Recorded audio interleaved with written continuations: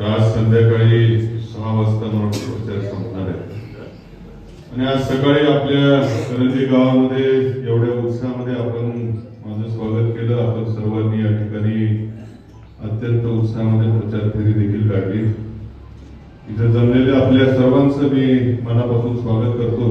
वेळ जरा कमी आहे, आपल्या सर्वांनाही मी आता आवाहन करेन की आपली दुपारी 2 वाजता सांगता सभा राहुरीला आहे। आपण मोठ्या संख्येने रफिकभाई सर्वजण कार्यकर्ते राहुरीच्या सांगता सभेला या।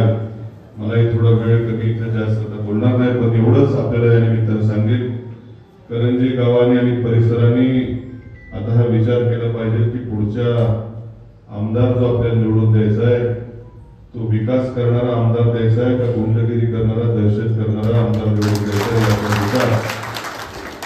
रफिकभाई तुम्ही बोलले की दिवसा वीज आपल्याला इथं द्यायची। मी दुर्दैव खरं आपलं तुम्ही सगळ्यांनी सांगितलं की उद्धव साहेबांचं सरकार ज्या खोक्याच्या पद्धतीने पाडण्यात आलं, सर्वजण आपण दत्तू पाटील तुम्ही सांगितलं की उद्या महाराष्ट्र त्या दिवशी हळहळ आहे आणि म्हणून पण ज्या 2.5 वर्ष आपल्याला लाभले, या 2.5 वर्षामध्ये या राहुरी नगर पाथर्डीचा परिपूर्ण विकास करण्याचा प्रयत्न केला। दुर्दैवाने खरं आणखी थोडेसे 1.5 वर्ष जरी मिळालं असतं तरी असंख्य कामं अजून आपली जी काय मध्ये होती तिला थोडासा कुठेतरी ब्रेक लागला गेला। आपण विजेच्या बाबतीमध्ये पाथर्डी तालुक्यामध्ये 2 नवीन सबस्टेशनची उभारणी केली। एक जवळपास पूर्ण होईल, दुसरं जरा सरकार गेल्यामुळे कागदपत्र लागलं ते देखील होईल। आपले भोसे सबस्टेशनची देखील आम्हाला क्षमता वाढवायची होती, तिथे काही प्रयत्न करायचे होते, पण दुर्दैवानं सरकार मध्येच गेलं। पण काय काळजी करू नका, येणारं सरकार हे 100% महाविकास आघाडीचं सरकार आणि 2.5 वर्षामध्ये पहिल्या आपण ज्या ज्या योजना हातामध्ये घेतल्या त्याला थोडासा मध्ये जो ब्रेक लागला तो 100% पुढचं सरकार मात्र 5 वर्षाचं सरकार आपलं असणार आहे। कारण जे काय म्हणतो कावळे सगळे तर निघून गेलेले तर सगळ्या मावळ्यांचं सरकार असणार आहे।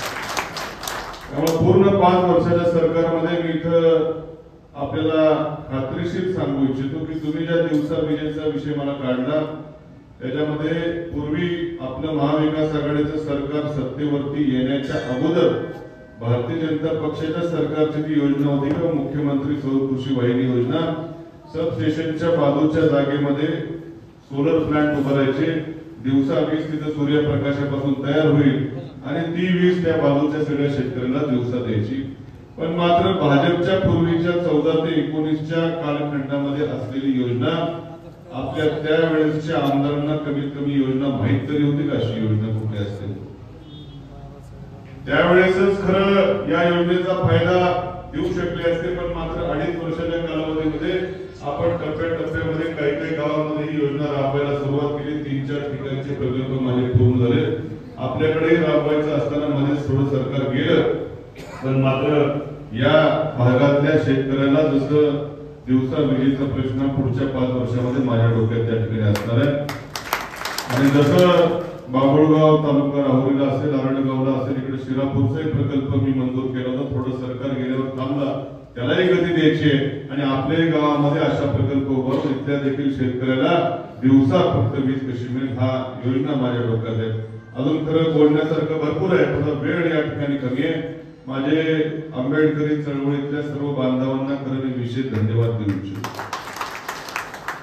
खरं दर 5 वर्षांनी इथं कुणी किती साखर सम्राट असू द्या, कुणी दूध सम्राट असू द्या, कुणी शिक्षण सम्राट असू द्या, नाहीतर आणखी कुणी काय कुठला वाळू सम्राट, लँड माफिया, कुणी कुठलाही सम्राट जरी कोण किंवा कुणी किती मोठा माणूस असू द्या, त्याला मात्र 5 वर्षांनी जनतेच्या दारापुढे यावं लागतं। ही किमया डॉक्टर बाबासाहेब आंबेडकरांनी दिलेल्या घटनेची किमया। म्हणजे आता कोण राजे राजवाडे राहिले नाहीत, समोर बसलेली मायबाप जनता हीच राजा आहे आणि त्याच्या पुढे शेवटी 5 वर्षात प्रत्येकाला यावं लागतं।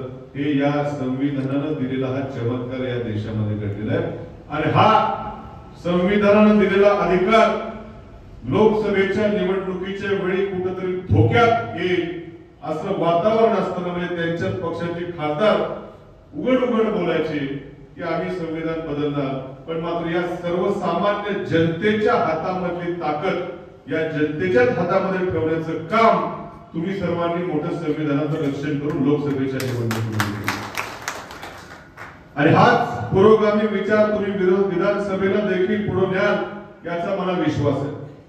बौद्ध विहाराची मागणी मला काही तरुण मित्रांनी आमच्या केली, सरकार आपलं होतं, मी त्वरित त्या ठिकाणी बौद्ध विहाराचं शब्द दिल्याप्रमाणे काम देखील पूर्ण केलं। मला वाटतं थोडंफार काहीतरी त्यामध्ये पूर्ण झालेलं आहे काम,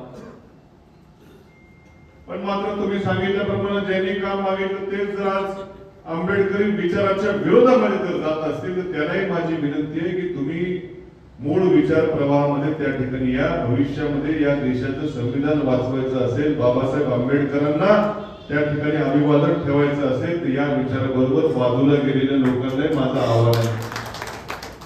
आणि म्हणून या मतदारसंघामध्ये काम करणारा आमदार विधानसभेमध्ये पाठवण्याची जबाबदारी आपली आहे। समोरच्या माणसावर किती कलम आहेत, किती गुन्हे आहेत, काय हे मी मागच्या सर्व सभामध्ये वाचून दाखवलेलं आहे। अक्षरशः खुनासारखे, डबल खुनासारखे वेगवेगळे गुन्हे त्या ठिकाणी आहेत, पण मात्र माझ्या सत्तेच्या कारकिर्दीमध्ये कधीच मी त्या ठिकाणी याला बघून घेऊन त्याला बघून घेऊन याचं तगडं म्हणून याला खोट्या गुन्ह्यात अडकवा असा विचार मी कधी केला नाही। मला दिलेली सत्ता, आपण ज्या पवित्र भावनेने तुमची कामं करण्यासाठीची सत्ता माझ्या हातामध्ये दिली, मी 5 वर्ष तुम्हाला सांगतो क्षण नक्षण माझ्या डोक्यामध्ये एवढाच विचार होतो की आणखीन आपल्याला या आपल्या मायबाप जनतेसाठी काय करता येईल, हाच विचार डोक्यामध्ये घेऊन मी 5 वर्ष आपली कामं करण्याचा प्रयत्न केला। रफिक भाई, तुम्ही सांगितलं कोट्यावधीची खरं विकास कामं करंजी गावामध्ये देखील मी दिली। आपलं चुकलं एक केंद्र उद्घाटनाला जर यायला जमलं नाही, कारण की अजून काय करता येईल या विचारामध्ये राहिलो, पण मात्र विरोधक या गोष्टीचा कदाचित काहीतरी गैरफायदा घेत असतील आणि काहीतरी अपप्रचार करत असतील तर आपण त्याला उत्तर त्या ठिकाणी द्यायची गरज आहे।